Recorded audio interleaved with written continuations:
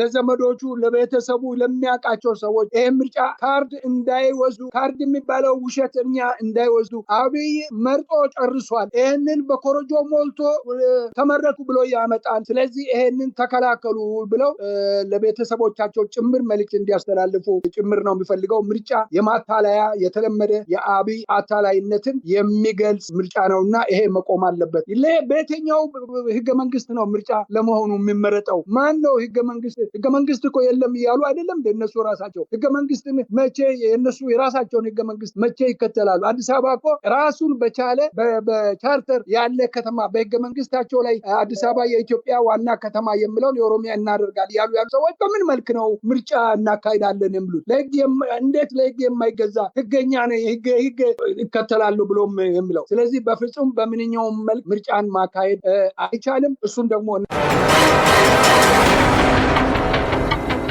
አሁን አፍጠው አግጦ የወጣ ነገር ስለሆነ የአክሽን ጊዜ ነው። አክሽን ለመውሰድ ውጭ ሀገር ያለው ሁሉ ይሄ ባልሆነ ነገር ላይ ዝም ብሎ ገንዘብ ላይ ዙሪያ ላይ መዞር እንደ ቅንጅቱ እንደ ግንቦት ሰበቱ ጊዜ አይደለም። ከዛ በተሻለ ሁኔታ ሆነስ ሆነ በጣም ጠንካራ የሆነ ኢትዮጵያዊነትን ሁሉን ያጠቃለለ ትግል ያስፈልጋል። ይሄ የአማራ ትግል ነው ብሎ የተቀመጠ ኦሮሞ ካለ ተሳስቷል። የአማራ ትግል ነው ብሎ የተቀመጠ ትግራይ ካለ በጣም ተሳስቷል። ከውድቀት አይድንም። ትግራይ ሊያስብ ይገባል። 4-5 ጊዜ ወደኋላ አንድ ጊዜ አይደለም 4-5 ጊዜ ስህተቱ የኛ የቱ ጋ ነው? ምኑ ነው ስህተታችን? ምን አመጣ የኛ ስህተት? እንዴት ነው የሚሆነው የሚለው ነው። አሁን ዝም ብሎ የሚሉት ነገር ቋሚ መፈክራቸዋል። እሱ በቃ ፎርጌት አልሆነም። መጀመሪያውኑ ልባቸውም ያውቃል። ስለ ምድር አቀማመጥ ስለ አካባቢ ጎረቤት ክልል የሚባለው ፍላት ሀገር ድሮ እነሱ ይሄ ትውልድ ከመኖሩ በፊት ስንት ዘመን በማን ዘመን ላይ የትኛው ግዛት በማን ላይ እንዳለ ልባቸው ያውቃል፣ ህዝባቸው ያውቃል። አሁን የማይሆነውን ነገር ውስጥ ገብተው ከጦር ጀነራሎቹ መካከልም ውስጣቸው የሚደማ ነገር ግን በስጋት ውስጥ ወደዚህ ብል እጠፋለሁ ወደዛ ብል እንደዚሁ ችግር ውስጥ ወርቃለሁ እያሉ በስጋት ውስጥ ጦሩን እየመሩ ያሉ ሰዎች አሉ። እሱ አሁን አያዋጣም። ጎልቶ ፈንጥቆ የወጣት ብል ነው አገርን ማዳንና ይሄንን ካላደረጉ ነገ በራሳቸው ላይ ነው እያንዳንዱን በነገሪ ላይ ይሄ ታሪክ እያንዳንዱ ላይ የሚደርስ እያንዳንዱን ቤተሰብ አዳርሶታል። ለቅሶ በእያንዳንዱ ቤተሰብ በእያንዳንዱ አርሶ አደር ላይ አለ፣ እያንዳንዱ ከተሜ አለ። ከዚህ በኋላ ምን ይመጣበታል? ስለዚህ መታገል ነው፣ አታግሎ ማሸነፍ ነው። ይሄ ለመውደቅ 1 ሰዓት የቀረውን ይሄንን ለመጣል ወገቡን ሸባ አድርገው ሁሉ መታገል አለበት። በእኔ በኩል ላይ እንዲህ አይነቱን ለማለት ፈልጋለሁ። ወሰን የሌለ ትግል ጊዜ ነውና ይሄን እስኪወድቅ ድረስ ገፍትሮ እስኪወድቅ ድረስ እኔ የሚመስለኝ ግንቦት ሁሉ ጊዜ የኢትዮጵያ የለውጥ ጊዜ ነውና ግንቦት ላይ ለመጣል የኢትዮጵያ ሕዝብ በሙሉ ያለውን ኃይል በሙሉ እንዲጠቀም ጠበቅ ያለ ጥሪ።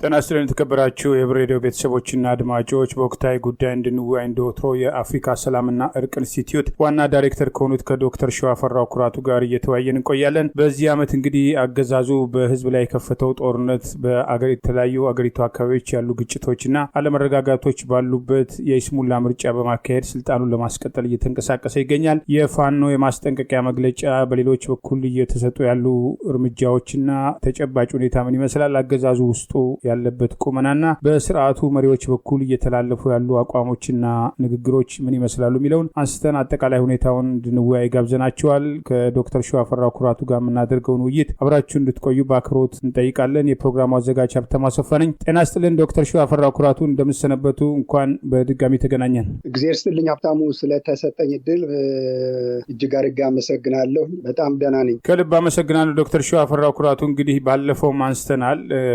በዚህ አጋጣሚ እንግዲህ በድጋሚ ለእስልምና እምነት ተከታይ የህብር ሬዲዮ ቤተሰቦችና አድማጮች እንኳን ለ1147ኛው የኢድ አልፈጥር በዓል አደረሳችሁ። ኢድ ሙባረክ እያልን መልካም ምኞታችንን እንገልጻለን። እንግዲህ ትላንት ኢዱ ተከብሯል። አብይ አህመድ እንግዲህ በተለይ ከቅርብ ጊዜ ወዲህ ደግሞ ሃይማኖትን ሽፋን በማድረግ ክፍፍል ለመፍጠርና ስልጣኑን ለማስቀጠል የሚያደርጋቸው እንቅስቃሴዎች ጉልህ ማሳያዎች ናቸው። የደህንነት መስሪያ ቤቱን ጨምሮ እንግዲህ መንግስታዊ ተቋማት የኢፍጣር ፕሮግራም እያዘጋጁ ያለበት ሂደት አለ። አብይ አህመድ የአብይ ጾም በሚጀምርበት ዕለት እንኳን ለእስልምና እምነት ተከታዮች እንኳን ለሮመዳን ጾም አደረሳችሁ በሚል ጾሙ ከመጀመሩ ከ3 ቀን በፊት አስቀድሞ መግለጫ እስከ ማውጣት ደርሷል። አሁንም በዓሉን አስታኮ ባወጣው መግለጫ ደግሞ ዲያስፖራውን እንደ ቦርቧሪና አፍራሽ አድርጎ ለማሳየት ሞክረዋል። ያው እንግዲህ ባለፈው ሳምንት አንስተነዋል። ዳንኤል ክብረት የሚናገረው አብይ አህመድ ያዘዘውንና የአብይ አህመድ አንደበት መሆኑን በግልጽ አሳይተናል። በአቋም ልዩነት እንደሌለና ያ አቋም የአብይም እንደነበር ዲያስፖራው መቀበሪያም አያስፈልገውም፣ አትምጡብን፣ አትድረሱብን የሚለው ትላንት እንግዲህ ይናገር ከነበረው ጋር አብይ አህመድ ያው ሆድና ጀርባ ነው ንግግርና ተግባሩ። የሰሞኑን መግለጫና አጠቃላይ በተለይ ሃይማኖትን ሽፋን በማድረግ ክፍፍል ለመፍጠር እያደረገ ያለውን እንቅስቃሴ እንዴት ነው እየተከታተሉት ያለው? እጅግ አድርጌ አመሰግናለሁ ሀብታሙ። በየጊዜው ብልጽግና በተለይም አብይ አህመድ የብልጽግናው ሊቀመንበር ፈላጭ ቆራጭ የሆነበት ሀገር ላይ ብዙውን ጊዜ ሸመታ፣ የፖለቲካ ሸመታ የሚሯሯጥባቸው ቦታዎች ሃይማኖት ድርጅቶችን ተገን ለማድረግ ይፈልጋል። ይሄኛውን ያዝ ሲያደርግ ያኛውን ጋር ይሄዳል። ያኛው ያዝ ሲያደርግ ወደዚህኛው መለዋወጡ ባህሪው ቀልዋጣ ስለሆነ አቋም የሌለ ሰው በመሆኑ ሲፈልግ ወደ ኦርቶዶክስ ይሄድና ኦርቶዶክስን ለአንተ እንዲህ አድርጌያለሁ እንደዚህ ለእናንተ ውያለሁ ይልና ዘይትና ዶሮ ይሰጥና ህዝቡን ለማታለል ይሞክራል። ይህንን ሲያደርግ እንደገና ደግሞ ሙስሊሙንም እንደዚሁ የሙስሊሙንም ማህበረሰብ በየጊዜው በዚህ አይነት ሁኔታ ላይ እያታለለ ሲፈልግ ደግሞ አሁን ወደ ነበረበት ወደ ሃይማኖት ቤቶች የሚለውን የየቢታቸው እየሰበሰቡ ሃይማኖትን መቀስቀሻ ለማድረግ ይፈልግ እና የዚህ እንዳነሳው የሙስሊም ማህበረሰብ ገና ጊዜው ሳይደርስ አስቀድሞ እንኳን አደረሳችሁ አለ በነገሪ ላይ። እኔም በዚህ አጋጣሚ ሙስሊም ማህበረሰብ ወንድሞች እህቶችን እንኳን አደረሳችሁ ለማለት ፈልጋለሁ እና እያታለለ ነው እያጭበረበረ ነው የምንለው በዚሁ ነው እና አሁን መያዣ መጨበጫ ስላጣ በየጊዜው ራሱም እየተገኘ ካድሬዎችንም እያሰማራ እና አዳነች አቤቤን እያሰማራ ፕሮቴስታንቱን የብቻ ኦርቶዶክሶቹንም የብቻ ኦርቶዶክሶቹን ደግሞ የሚጠራቸው ውዳሴ አብዮችን ነው የሚጠራቸው። እነሱ ነው የሚሰበስባቸው። አንዳንዶቹ ቄስ ያልሆኑት ሁሉ ጨርቅ ጠምጥሙ ቄስ አስመስለው ሁሉ ማቅረብና ማስቀመጥ ማብዛት እንደዚህ አይነት ነገር እያጭበረበረ ነው ያለው። ይሄ ሰው ሃይማኖትን ከፖለቲካ ጋራ እያቀናጀ ሃይማኖት ድርጅቶቹን ሙስሊምን ቤቱን የሚሰግዱበትን ቤታቸውን መስገጃቸውን ቤተ እምነታቸውን እያፈረሰ ኦርቶዶክሱን ሙሉ በሙሉ ዲሞራይዝድ አድርጓቸው ኮምፕሊትሊ ዲስመንት ነው ያደረገው እና አሁን ደግሞ ጠጊያ ብለው በቤተ ክርስቲያን ዙሪያ ላይ ቄሶቹን ሰብስቦ ሰሞኑን ኦሪንቴሽን እየሰጡ ይገኛሉ። ይሄ የሚያሳየው አንደኛ ፍረስትሬሽን ነው፣ ትግሉ መጠንከሩን ነው የሚያሳየው። ውድቀቱ እየመጣ መሆኑን የተረዳ ይመስላል። ግን እንደ በፊቱ እሱን የሚያድን አይነት ነገር መስሎት ነው ይሄ ሁሉ ሩጫ የሆኑ የሱ ካድሬዎች አዳነች አቤቤን ጨምሮ እየተሯሯጡት ያሉት የጦር ጀነራሎቹ። አንዳንድ የጦር ጀነራሎች አባታቸው ወደኋላ ይመለሳለሁ በዚህ አባታቸው ጋር እና አንዱ ይሄ ነው። ሌላኛው ዲያስፖራ ወደ አገሩ ገብተው መቀበርም የለባቸው በሄዱበት በዛው ይቅሩ ያለው ዳንኤል ክብረት መልእክት ከሱ ይዞ መጥቶ ነው። አሁን እሱ ለሙስሊም በዓላቸው ላይ ከትላንትና ወዲያ አስቀድሞ ሙስለት እንኳን አደረሳችሁ ካለ በኋላ የተናገረው በዲያስፖራ ላይ ያነሳው እየበረበሩ ነው፣ እንደዚህ እያደረጉ ነው እያለ የሚናገራቸው ነገሮች ከዳንኤል ክብረት ንግግር ጋር የተያያዙ ናቸው።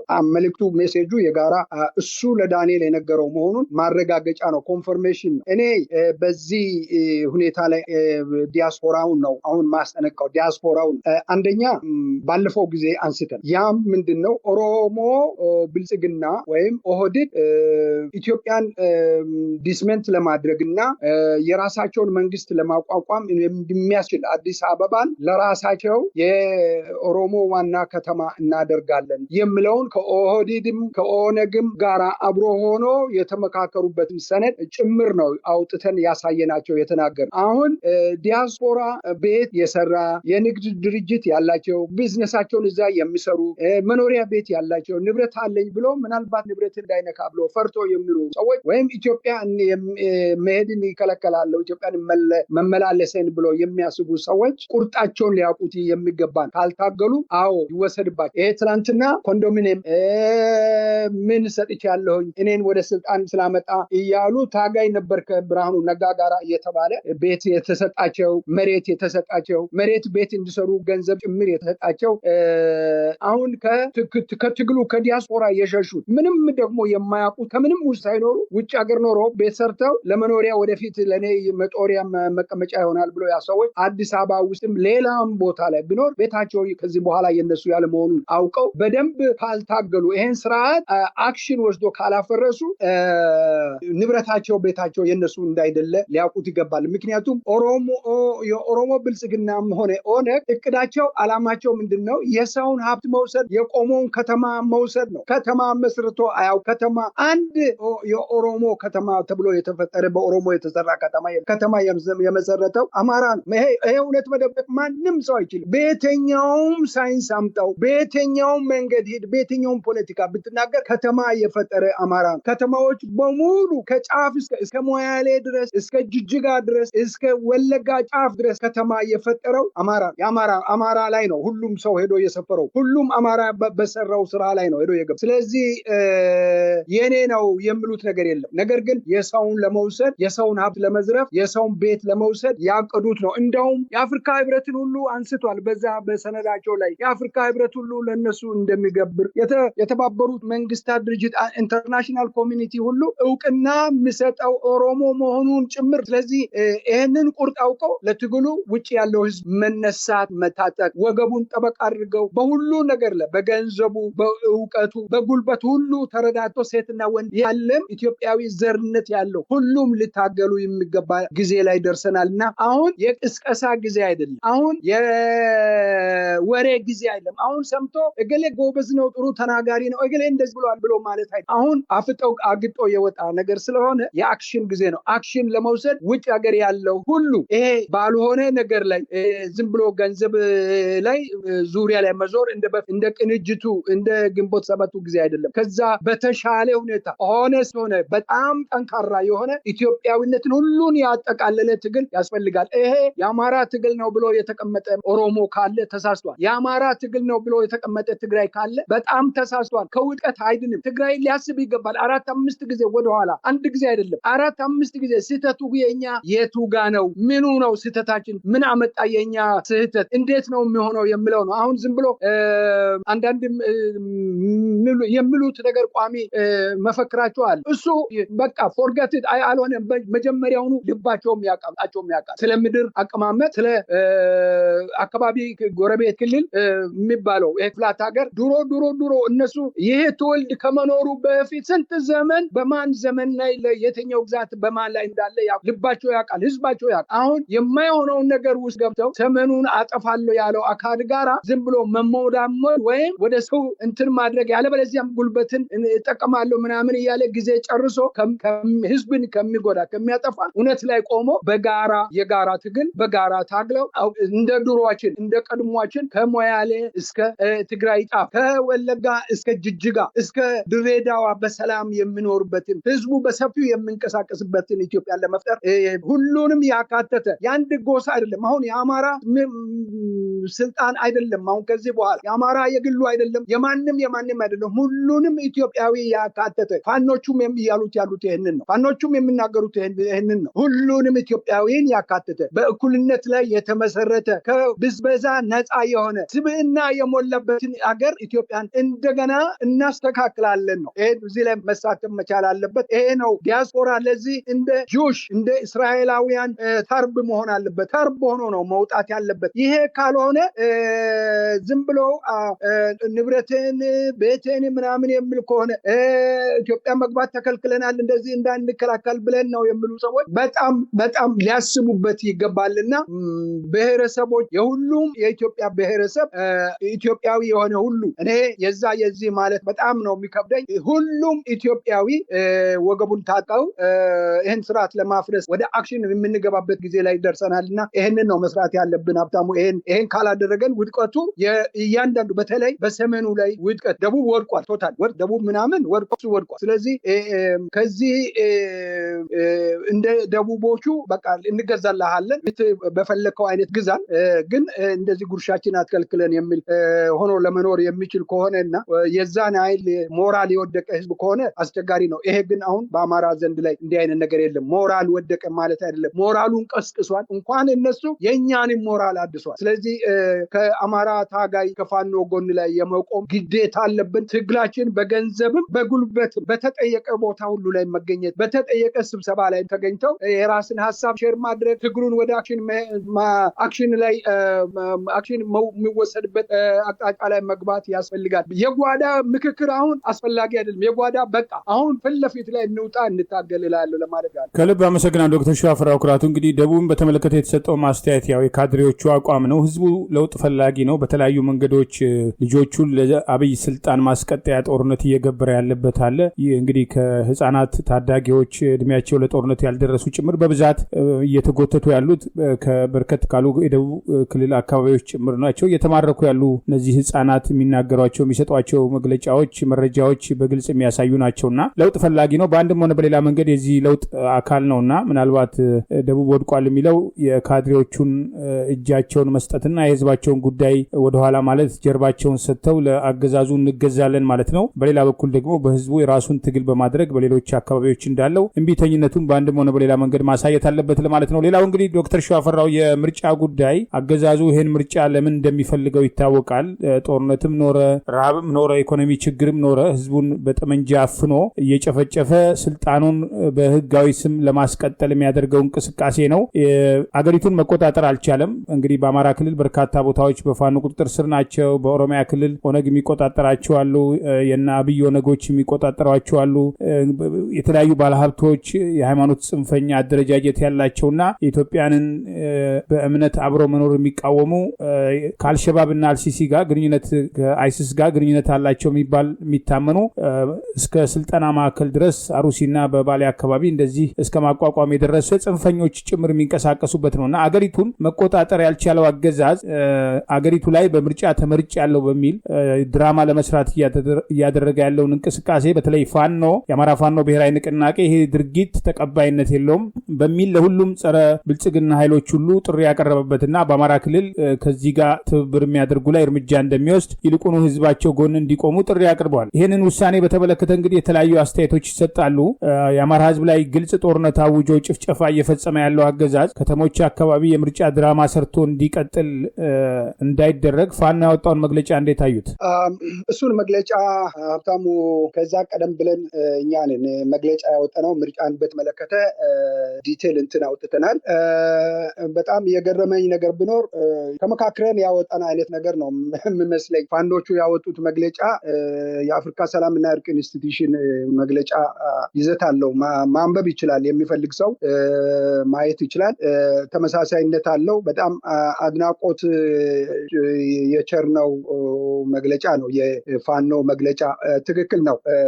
ምርጫ በተመለከተ እኛ እንዳስጠነቀቅነው እኛ እንዳስታወቅነው ያወጡ የፖለቲካ ድርጅቶች ነን የሚሉትን መሰብሰብ የማይችሉ ህዝብን ማነጋገር የማይችሉ ከህዝብ ጋር መገናኘት የማይችሉ ህዝብ የሌላቸው ሲታሰሩ ሲንቀሳቀሱ የሚታሰሩ መንቀሳቀስ ደግሞ የማይፈልጉ ምርጫን አጅበው የምርጫን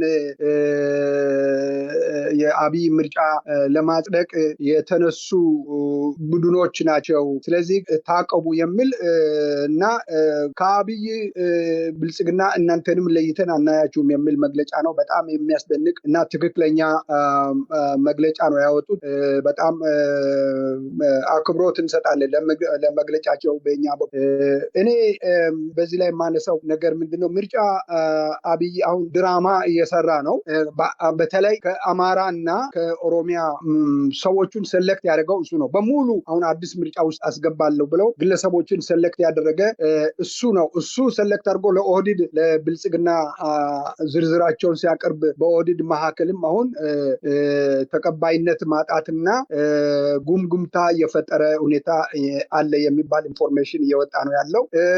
እንግዲህ በአማራ በኩል ላይ ያለው የአማራውን ሰለክት ያደረገው እሱ ነው። ምርጫውን የሚሳተፉትን ሰዎች ዝርዝር ለኦህዲዶች ማነው ለአዴፓ ሰጥቷል። አዴፓዎቹ አሁን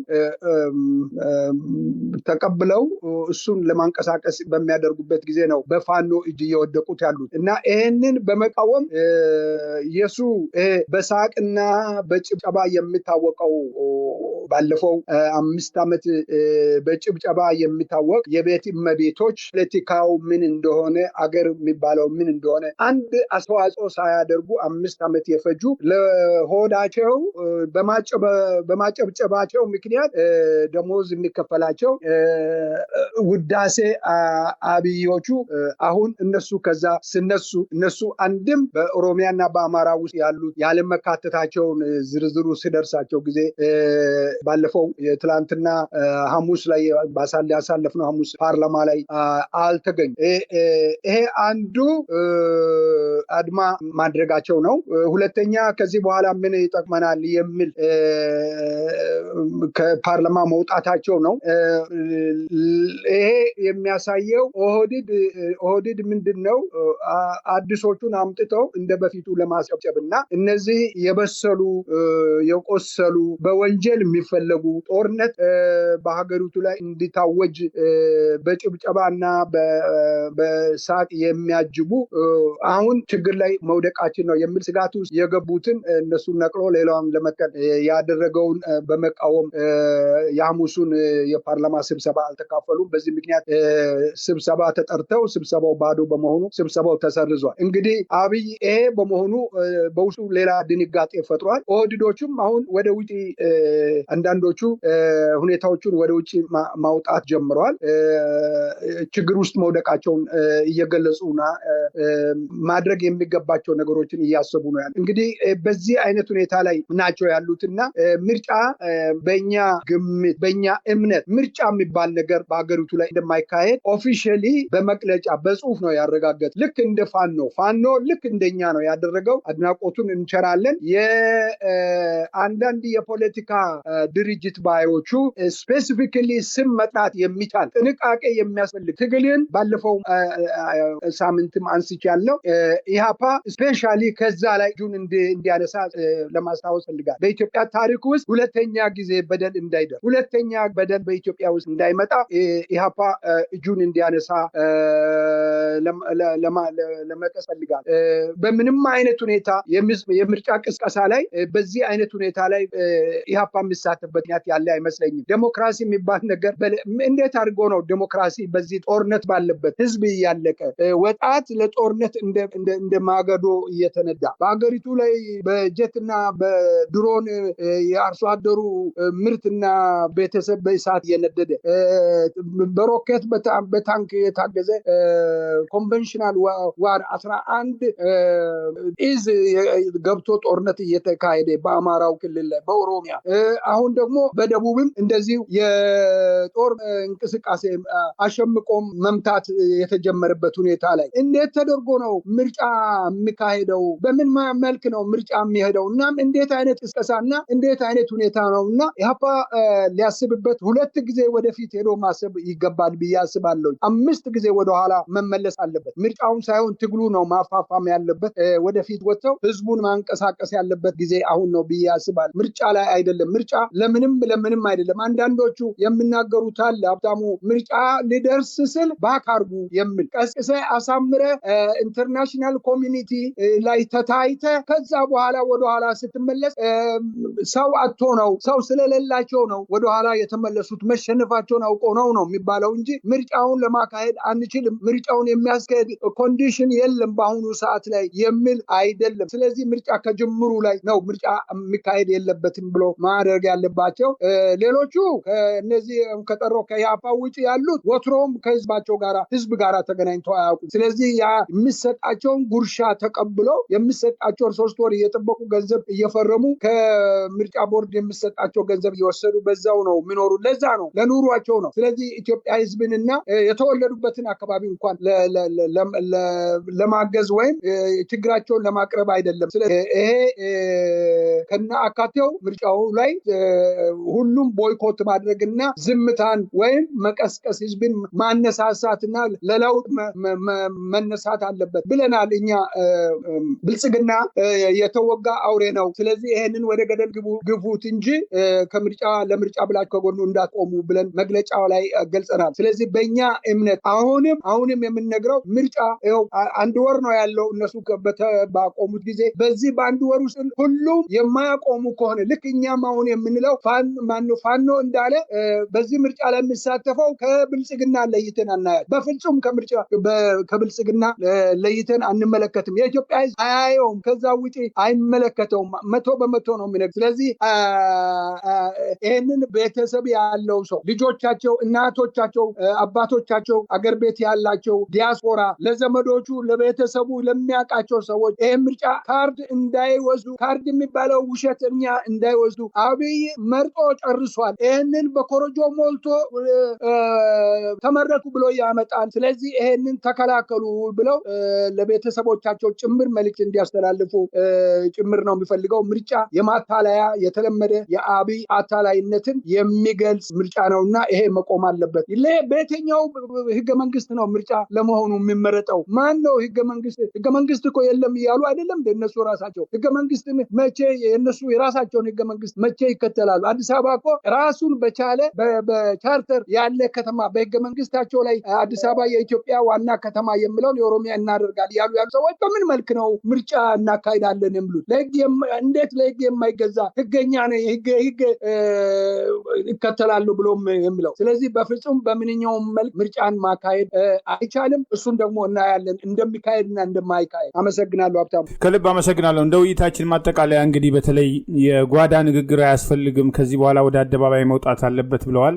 እንግዲህ ያሉት መረጃዎች እንደሚያሳዩት በስርዓቱ ውስጥም በርካታ ኃይሎች የአብይና ጓደኞቹ አካሄድ ይሄ ዘረኛ ቡድን አገሪቱን ጥፋት ውስጥ እየከተታት እንደሚሄድ የተገነዘበው አሉ። በአንድም ሆነ በሌላ መንገድ አስተማማኝ ደጀን አስተማማኝ ሁኔታ ካለ ቢያንስ ኃላፊነታቸውን ለበጎ ነገር ተጠቅመው የሚቀጥለውን ለውጥ ለማየት ፍላጎት ያላቸው እንዳሉ በግልጽ የሚታይበት ሂደት አለ። በአማራ ክልል ቀኝ የሚል አደረጃጀት ፋኖ አስቀድሞ የዘረጋው አለ። በመንግስት መዋቅር ውስጥ ሆነው በዚህ ስርዓት መዋቅር ውስጥ ሆነው የህዝባቸውን መበደል የሚቆረቁራቸው መረጃ አሳልፈው የሚሰጡ በአንድም ሆነ በሌላ መንገድ ይህን ትግል የሚያግዙ ሰዎች እንዳሉ ምንም ጥርጥር የለውም። ይሄ ከፌዴራል እስከ ክልል ድረስ አለ። በሌሎች ክልሎችም ባሉ የትግል እንቅስቃሴዎች ውስጥ ተመሳሳይ ነገር እንዳለ የሚታመን ነውና አሁን ይሄ ኃይል ተባብሮ እንግዲህ በአንድም ሆነ በሌላ መንገድ በአንድ በኩል ጸረ ብልጽግና የተባለው ትግል ውስጥ ያሉ ፋኖን ጨምሮ የተለያዩ ኃይሎች በአንድ አገር ጉዳይ ላይ በአንድ ዘላቂ አገርና ሁሉም በሰላምና በመረጋጋት ሊኖርበት በሚችለው እድል ላይ መጪውን ሽግግር ታሳቢ አድርገው በግልጽ ወደ ትብብር የሚመጡበት በግልጽ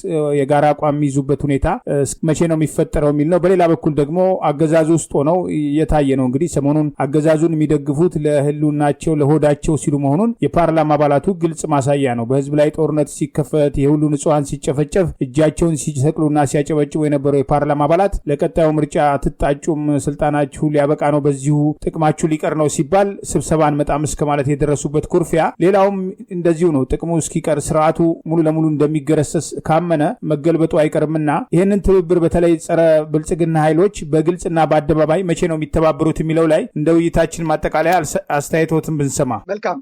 ጥሩ አባባል ነው። ቅድም አንተ ያነሳው በተለይ ደቡብን ባነሳው ነገር ላይ ደቡብ ሲባል ህዝቡን አይደለም። ደቡብ ሲባል ህዝቡ በየቤቱ ለቅሶ የተሸከመ ለቅሶ ላይ ያለ ህዝብ ነው። ልጆቻቸውን በአስገዳጅነት ውትድርና ሳይፈለግ የ2 ወር የ3 ሳምንት ጠመንጃ መተኮስን ብቻ አሳይተው ግራ ቀኝ እንኳን እንዳይለማመድ ውትድርና መጀመሪያ መማሪያው ግራ ቀኝ ነው። ግራ ቀኝን ሳይማር ጠመንጃ አሸክመው ልብስ አልብሰው ወታደር ሆኗል እያሉ ጦር ሜዳ እየላኩ የሚያስጨርሷቸው የ12 የ13 ዓመት ወንድና ሴት ልጆችን አተው መኖርና መሞታቸውን ሳይለይ ለሞቱት ሳያለቅስ ሳይረዳ ልጅ አለ እያለ ጠብቅ ህዝብ ነው። ተራ አርሶ አደሩ ከተሜው በዛ ላይ ያለው ነው። ህዝብ መቼም ቢሆን ኢኖሰንት ነው።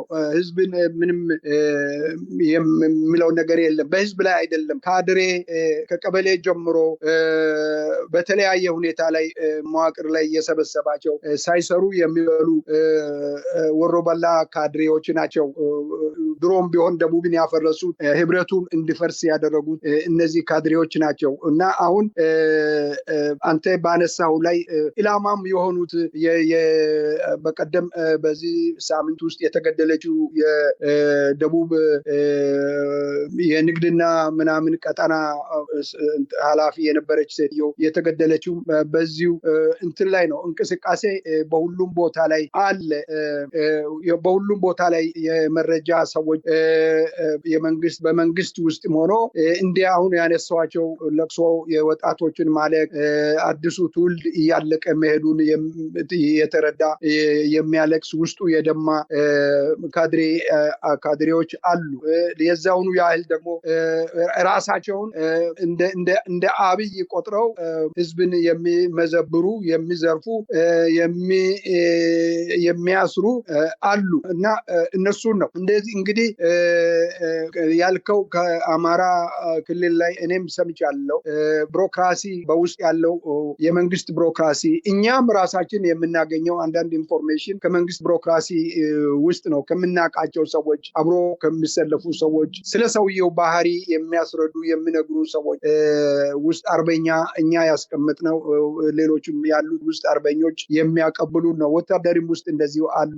ከወታደሩ ማዕከል ላይ እንደዚህ ይሄ ነገር አጉል ነው፣ ይሄ ነገር መጥፎ የሆነ ነው እያሉ ያሉት አሉ። እነዚህ ሁሉ ለለውጡ ለሚመጣው ለውጥ ተካፋይ እና በለውጡ ውስጥ ገብተው አገራቸውን ክሰው ህዝባቸውን የኢትዮጵያን ትንሣኤ ውስጥ ተሳታፊ የሚሆኑ ለነበሩት ሁኔታ በዚህ በሚጠየቀው በትራንዚሽናል ጀስቲስ ላይ ማስረጃ የሚሆኑ ሰዎች አሉ። እነዚህን ወደፊት የሚመሰገኑ ስማቸው የሚነሳ ሁላችንም በምናውቀው መንገድ ላይ ስማቸውን በመልካምነት የምናነሳቸው ለማስረጃም የምንፈልጋቸው ሰዎች ናቸውና ኢትዮጵያዊ ሁሉም የብልጽግና ተቀብሎ በደስታ ይኖራል ወይም እያደረገ ነው ማለታችን አይደለም። ስለዚህ አሁንም የምናነሳቸው ነገሮች አሉ፣ ከነሱም የምንጠብቃቸው ነገሮች አሉ። ከጦር ጀነራሎቹ መካከልም ውስጣቸው የሚደማ ነገር ግን በስጋት ውስጥ ወደዚህ ብል እጠፋለሁ ወደዛ ብል እንደዚሁ ችግር ውስጥ ወርቃለሁ እያሉ በስጋት ውስጥ ጦሩን እየመሩ ያሉ ሰዎች አሉ። እሱ አሁን አያዋጣም። ጎልቶ ፈንጥቆ የወጣት ብል ነው። እንደምናገሩትም አይደለም። አንዳንድ ካድሬዎች ዛሬ ዕለትም ሰምቻለሁ በጋይንት አካባቢ ላይ በተደረገው ጦርነት ለተገደሉት አመራሮቻችን መስዋዕት ነው የሆኑትና ተዋግተው ነው የሞቱት እንደዚህ አይነት ቃላትን ተጠቅሞ መስዋዕት ነው የሆኑት፣ ወንበዴዎች ናቸው፣ ጭፍራ ነው የገደለው እንደዚህ ያሉ የሚያንኳስሱት የፋኖን ትግል የፋኖን ድል የሚያንኳስሱት ፍጹም ጭልጥ ባለ ሁኔታ ላይ አማራ ሆነው አማራን የሚፈጅ አማራ ትግል ወደፊት እንዳይሄድ የሚያኮላሹ በጣም አደገኛ የሆኑ ካድሬዎች አሉ። እነዚህ የማይመለሱ የማይገባቸው በተያዙት ጊዜ ግን በተማረው ጊዜ ግን አንገታቸውን የሚያቅለሰልሱ ካድሬ ምናልባት ሁኔታው ቢሳካልኝ ስልጣን ከፍተኛ አገኛለሁ የሚል እና አብይ አሁን ሰለክት ያደረጋቸው በብዛት ሰለክት ያደረጋቸው ነፍሳቸው እስኪወጣ ድረስ እየተተጋተጉ ያሉ ካልሆነ በቀር የበታች ካድሬ ሁኔታውን የሚረዳ ያ በአገሪቱ ላይ እየተካሄደ በህዝባቸው ላይ የሚካሄደው ድብደባ የጦር ድብደባ የሚያይ ህሊናው ያልፈቀደ አርበኛ በጣም የኢንፎርሜሽን የሚያቀብሉ ነገሮቹ በተሳኩ ጊዜ ደግሞ ወደ ውስጥ ገብቶ ትግል ውስጥ የሚገቡ እንዳሉ እረዳለሁ። ስለዚህ እነዚህ አይነቶቹ ያስፈልጋሉ። ይሄ ነው አሁን የሚያስፈልገው። እንደዛ አይነት ስራ መስራት ትልቅ አርበኝነት ነው። ይሄ በጣሊያን ጊዜ ጦርነትም ላይ የነበሩ ናቸው። እነዚህ ባንዳና ሌላው የተለየበት በዛ አይነት መልክ ነውና ስማቸው የሚመሰገን ሴቶች ጠላ የሚነግዱ ሴቶች፣ መረጃ የሚያቀብሉ ሴቶች እንደነበሩ፣ የመጠጥ ቤት ባለቤቶች መረጃ ወገን የሚያቀብሉ እንደነበሩ እነዛ ማለት ነው እና ይሄ እጅግ አስፈላጊ ነው እና በአጠቃላይ ማስረገጥ የሚፈልገው ትግሉን እንዲፋፋም ቢሮክራሲ በደንብ መሰራት አለበት። ቢሮክራሲ በደንብ አብይ በቁሙ እንዲያብድ ድሮም ጤናማ አይደለም። ጤናማ ቢሆን ኖሮ እንደ ህፃን በየመንገዱ ላይ አይሮጥም። ፕሮቶኮላችንም አይፈቅድም። አንድ የመንግስት ከፍተኛ የአገር መሪ ስርዓት አለው፣ የአመጋገብ ስርዓት አለው፣ የአነጋገር ስርዓት አለው። የፕሮቶኮል በአጠቃላይ የሚባል ነገር የማያውቅ መደዴ ምንም እንትን ላይ የሌለ ባዶ ኢትዮጵያ በመጨረሻ ኢህአዴግ የሚባል ድርጅት ኢትዮጵያን በጋንግስተሮች ላይ የጣለው የጋንግስተር ቡድን መሪ ስለሆነ በምንም በየትኛው መንገድ ላይ ይህንን ለመጣል የመንግስትም አርሶ አደሩ ጭምር እንደተባለው በጋራ መታገል፣ መረጃ ማቀበል የግዴታቸው ነው፣ ኃላፊነታቸው ነው፣ ግዴታቸው ነው አገርን ማዳን እና ይህንን ካላደረጉ ነገ በራሳቸው ላይ ነው። እያንዳንዱን በነገሪ ላይ ይሄ ታሪክ እያንዳንዱ ላይ የሚደርስ እያንዳንዱን ቤተሰብ አዳርሶታል። ለቅሶ በእያንዳንዱ ቤተሰብ በእያንዳንዱ አርሶ አደር ላይ አለ፣ እያንዳንዱ ከተሜ አለ። ከዚህ በኋላ ምን ይመጣበታል? ስለዚህ መታገል ነው፣ አታግሎ ማሸነፍ ነው። ይሄ ለመውደቅ አንድ ሰዓት የቀረውን ይህንን ለመጣል ወገቡን ሸባ አድርገው ሁሉ መታገል አለበት። በእኔ በኩል ላይ እንዲህ አይነቱን ለማለት ፈልጋለሁ። ወሰን የሌለ ትግል ጊዜ ነውና ይህን እስኪወድቅ ድረስ ገፍትሮ እስኪወድቅ ድረስ እኔ የሚመስለኝ ግንቦት ሁል ጊዜ የኢትዮጵያ የለውጥ ጊዜ ነውና ግንቦት ላይ ለመጣል የኢትዮጵያ ሕዝብ በሙሉ ያለውን ኃይል በሙሉ እንዲጠቀም ጠበቅ ያለ ጥሪ ማስተላለፍ ፈልጋለሁ። አመሰግናለሁ።